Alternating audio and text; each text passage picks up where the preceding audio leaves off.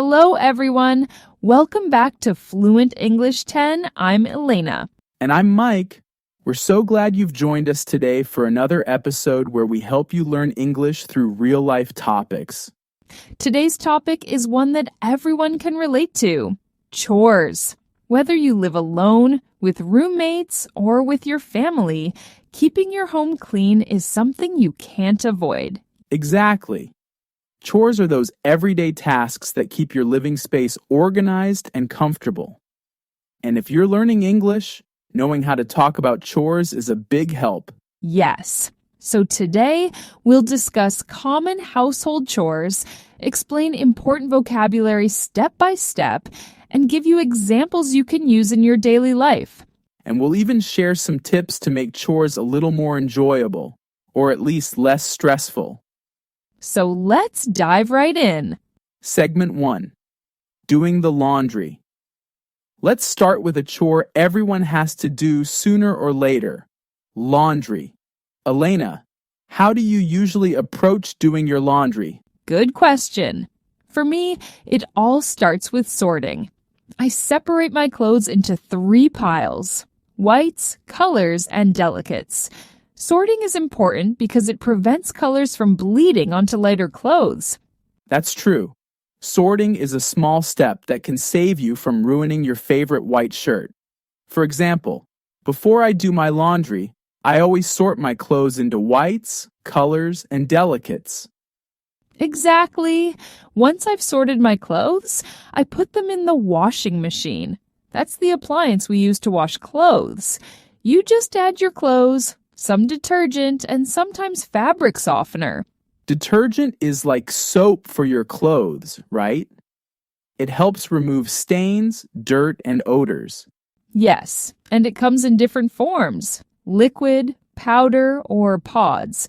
For example, I prefer using liquid detergent because it dissolves easily in the washing machine.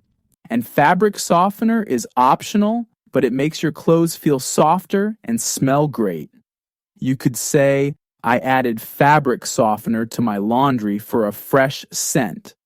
Once the washing is done, you can either put your clothes in the dryer or hang them to dry. Right. The dryer uses heat to dry your clothes quickly, but if you don't have one, you can hang your clothes on a clothesline or use hangers. For example, after washing my clothes, I hang them on hangers to avoid wrinkles. That's a smart way to skip ironing, which is another chore on its own. Definitely. Speaking of ironing, we could dedicate an entire episode to that. But for now, let's move on to our next chore. Segment 2, cleaning the kitchen. The kitchen is one of those places that gets dirty quickly, especially if you cook a lot. Elena, what's your cleaning routine for the kitchen? I usually start with the dishes. Washing the dishes is something I try to do right after a meal. It's easier to clean when food doesn't dry on the plates. Good point. To wash the dishes, you need dish soap and a sponge. Dish soap is the liquid soap specifically for dishes, and the sponge is what you use to scrub them clean. For example, I always wash my dishes with dish soap and a sponge right after eating. And if you have a dishwasher, it can make things even easier. You load the dirty dishes into the machine, add dishwasher detergent, and let it do the work. True, but even with a dishwasher, you sometimes need to wash certain items by hand, like big pots or delicate glasses. That's a great point. After the dishes, I like to wipe the counters. The counter is the flat surface where you prepare food. To wipe the counters, you can use a damp cloth or a paper towel. Here's an example. After cooking, I wiped the counters to remove crumbs and spills. And let's not forget about cleaning the stove. If you've been frying or boiling something, there's often grease or food splatter. Oh yes, cleaning the stove can be a bit tricky, but it's important to keep it clean for the next time you cook. Segment 3, sweeping and mopping the floor. After the counters, I usually move on to the floor. Cleaning the floor often involves 2 steps. sweeping and mopping. Exactly. Sweeping is when you use a broom to gather dust, dirt, and crumbs into a pile. And once you've swept everything into a pile, you use a dustpan to collect it and throw it in the trash. For example, I swept the kitchen floor with a broom and used a dustpan to pick up the crumbs. After sweeping, it's time to mop. Mopping is when you clean the floor with water and a mop. To mop, you'll also need a bucket filled with water and sometimes a cleaning solution to disinfect the floor.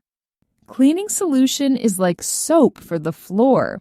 It helps remove stains and germs. For example, I filled the bucket with warm water and added cleaning solution before mopping the floor. Mopping makes the floor shiny and fresh, especially after a big meal or cooking session. Segment 4. Taking out the trash. Now let's talk about something simple but essential. Taking out the trash. Taking out the trash is one of those chores that doesn't take long but makes a big difference. Definitely. You start by emptying your trash can. The trash can is the container where you throw away garbage, and it usually has a trash bag inside. Once the bag is full, you tie it up and take it to a larger bin or dumpster outside. For example, the trash bag is full, so I need to take it outside. And don't forget about recycling.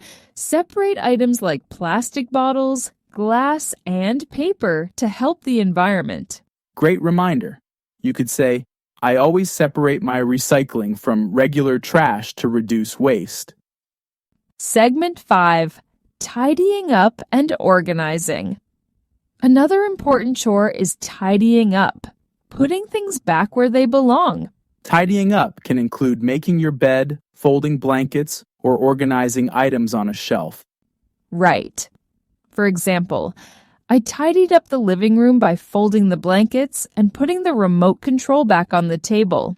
Organizing is another related task. This could mean arranging books on a shelf, sorting papers, or even cleaning out your closet. Yes. You might say, I spent the afternoon organizing my closet and donating clothes I no longer wear. Segment 6. Tips and tricks. Now that we've covered a lot of chores, let's share some tips to make them more enjoyable. One of my favorite tips is setting a timer. If a chore feels overwhelming, tell yourself you'll clean for just 15 or 20 minutes. It makes the task feel manageable. That's a great idea. I also like to play music or a podcast while cleaning. It makes the time go by faster and keeps me motivated. And don't forget to reward yourself. After finishing your chores, treat yourself to a snack, a favorite show, or some relaxing time. Good point. And if you live with others, try dividing the chores so everyone contributes. Well, that's it for today's episode of Everyday English, Life at Home. We hope you've learned some useful vocabulary and phrases to talk about household chores in English. Remember, the more you practice, the better you'll get. Try using the words and phrases we discussed today in your own sentences. And don't worry about making mistakes. Every mistake is a chance to learn. Thanks for joining us, and we'll see you next time. Bye for now. If you enjoyed this video and found it helpful, make sure you don't miss our next video. We have an exciting and engaging topic lined up to help you practice your listening skills. Click here to watch it and keep improving your English.